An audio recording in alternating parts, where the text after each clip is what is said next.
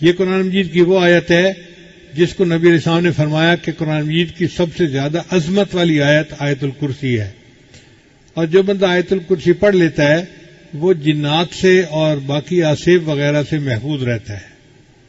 آیت الکرسی کی بہت فضیلت ہے احادیث کے اندر، چنانچہ ہر نماز کے بعد آیت الکرسی پڑھنی چاہیے، خاص طور پر رات کو سونے سے پہلے ضرور پڑھنی چاہیے، اور جو بچوں پر دم کر دے تو بچے محفوظ رہتے ہیں، ڈراؤنے خواب نہیں دیکھتے، اور اگر بڑے دم کر لیں تو وہ بھی آرام کی نیند سو جاتے ہیں۔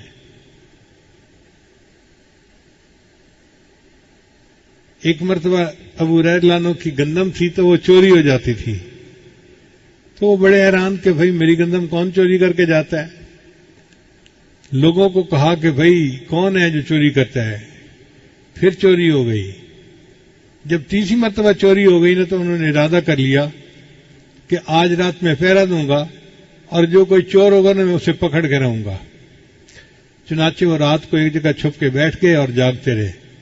اللہ کی شان کے جب گہری رات ہو گئی تو ایک بندہ آیا اور اس نے کچھ اس میں سے گندم چرانی شروع کر دی۔ ابو ہریرہ نے اٹھے اور انہوں نے اس چور کو پکڑ لیا، اور چور کو پکڑ کے کہا کہ بھئی بتا تو کون ہے؟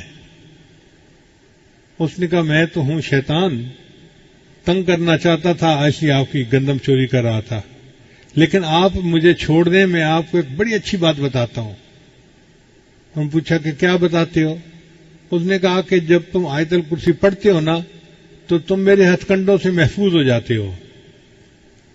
تو ابو ہریرہ نے اس کو چھوڑ دیا۔ پھر سوچتے رہے کہ بھئی یہ مجھے بتا گیا ہے، پتہ نہیں سچ بتایا یا جھوٹ، میں صبح نبی علیہ السلام سے ضرور پوچھوں گا۔ اب جب صبح ہوئی تو نبی علیہ السلام کی خدمت میں حاضر ہوئے۔ اے اللہ کے حبیب صلی اللہ علیہ وسلم، رات میرے ساتھ یہ واقعہ پیش آیا اور شیطان نے کہا کہ میں نے تمہیں تنگ کرنے کے لیے گندم چوری کرنی تھی، اور آپ اگر مجھے چھوڑ دیں تو میں آپ کو ایک اچھی بات بتاتا ہوں۔ اور اس نے مجھے یہ بات بتائی کہ اگر آیت الکرسی پڑھ لیا کرو گے تو تم میرے شر سے محفوظ رہو گے۔ تو نبی علیہ السلام نے فرمایا ہاں تھا تو جھوٹا مگر بات سچی کر گیا، تھا تو جھوٹا مگر بات سچی کر گیا، بات سچی بتا گیا کہ جو بندہ آیت الکرسی پڑھتا ہے تو وہ شیطان کے ہتھ کنڈوں سے محفوظ ہو جاتا ہے۔ اس لیے آیت الکرسی کو یاد کر لیجئے اور اس کو وقتاً فقتاً پڑھتے رہا کیجئے۔ اب اس آیت الکرسی کے مضامین کو ہم دیکھتے ہیں کہ وہ رنگ تھیوری پہ کیسے پوری اترتی ہے۔ یہ چند مثالیں ہیں جن سے آپ پورا مضمون سمجھ لیں گے تو پھر باقی قرآن مجید کے مضمون کو سمجھنا بھی آسان ہوگا۔ دیکھیں اس کے اگر ٹکڑے کیے جائیں نا، ہے تو یہ ایک آیت، اس کے ٹکڑے کیے جائیں تو اس کے 9 ٹکڑے بنتے ہیں۔ پہلا ٹکڑا ہے اللہ لا الہ الا هو الحی القیوم، دوسرا ٹکڑا ہے لا تأخذہ سنۃ ولا نوم، تیسرا ٹکڑا ہے لہ ما فی السماوات وما فی الارض، چوتھا ہے من ذا الذی یشفع عندہ الا باذنہ، پھر پانچواں ٹکڑا ہے یعلم ما بین ایدیہم وما خلفہم، پھر چھٹا ہے ولا یحیطون بشیء من علمہ الا بما شاء، پھر ساتواں ہے وسع کرسیہ السماوات والارض، پھر آٹھواں ہے ولا یؤودہ حفظہما، اور آخری ٹکڑا ہے وہو العلی العظیم۔ اب یہ 9 ٹکڑے بنے، ان میں جو 5واں ٹکڑا ہے نا وہ ٹکا ہے، یعنی وہ اصل پوری آیت کا لب لباب ہے، وہ ڈائمنڈ ہے، جیسے رنگ ڈائمنڈ ہوتی ہے اس کا اصل رنگ ہوتا ہے، رنگ کا اصل ڈائمنڈ ہوتا ہے، اسی طرح اس پوری آیت کا جو اصل ڈائمنڈ ہے وہ یہ 5ویں آیت ہے۔ 5ویں آیت اللہ کے علم کے بارے میں ہے، وَلَا يُحِيطُونَ بِشَيْءٍ مِّنْ عِلْمِهِ إِلَّا بِمَا شَاءَ۔ اب اگر 5ویں آیت یہ ہے تو باقی 8 آیتیں رہ گئیں، تو 4 ایک طرف اور 4 ایک طرف۔ اب آپ پہلی 4 کو دیکھیں کہ ان کا ایک مضمون چلے گا اور پھر 5ویں بعد وہی مضمون الٹا چل پڑے گا۔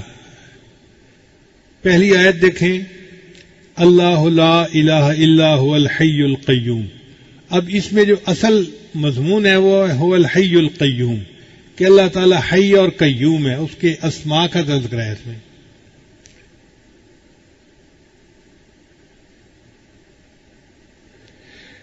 پھر دوسرا ٹکڑا ہے آیت کا لا تأخذہ سنۃ ولا نوم. اس میں جو اہم بات ہے وہ ہے لا تأخذہ، کہ اللہ تعالیٰ کو نیند بھی نہیں آتی، اونگ بھی نہیں آتی. پھر تیسرا ہے لہو ما فی السماوات و ما فی الارض، جو آسمان اور زمینوں میں ہے وہ اللہ کا ہے. پھر چوتھا ہے من ذا الذی یشفع عندہ الا باذنہ. پھر پانچواں جو ٹکڑا ہے وہ تو ڈائمنڈ ہو گیا نا درمیان میں، ولا یحیطون بشیء من علمہ الا بما شاء. پھر آگے جو ساتواں ہے وسع کرسیہ السماوات والارض. آپ دیکھیں کہ ساتواں جو ہے یہ تیسرے کے ساتھ ملتا ہے، اور جو چھٹا ہے وہ چوتھے کے ساتھ ملتا ہے. چوتھا تھا من ذا الذی یشفع عندہ الا باذنہ، اللہ کے اذن کے سوا کوئی شفاعت نہیں کر سکتا. اور جو چھٹا تھا وہ تھا ولا یحیطون بشیء من علمہ الا بما شاء. تو ادھر ہے الا بما شاء اور ادھر ہے الا باذنہ، تو مضمون ایک جیسا ہو گیا نا. تو پانچویں کے اوپر والی آیت کا اور نیچے والی آیت کا مضمون ایک جیسا. پھر اس سے اوپر آ جائیں لہو ما فی السماوات و ما فی الارض، یہ تیسری آیت ہے. اور یہاں پر ساتویں آیت پہ آ جائے وسع کرسیہ السماوات والارض، تو سماوات والارض کا مضمون یہاں بھی ہے اور سماوات والارض کا مضمون اوپر بھی ہے. پھر دوسرا ہے لا تأخذہ سنۃ ولا نوم. لا تأخذہ یہ اہم ہے، سمجھنے والی بات ہے. تو دوسری آیت میں لا تأخذہ تھا، اور ادھر آٹھویں آیت میں ولا یعودہ حفظہما، تو مضمون ایک جیسا ہو گیا. جو صفت وہاں ہے ویسی صفت یہاں ہے. پھر پہلی صورت تھی وہو الحی القیوم، اور ادھر آخری جو ہے صورت، اس آخری جو ٹکڑا ہے اس میں آتا ہے وہو العلی العظیم.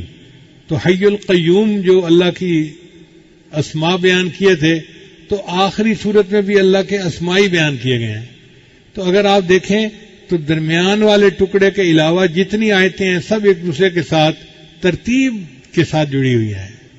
لا الہ الا اللہ، لا الہ الا اللہ، لا الہ الا اللہ، لا الہ الا اللہ، لا الہ الا اللہ، لا الہ الا اللہ، لا الہ الا اللہ، لا الہ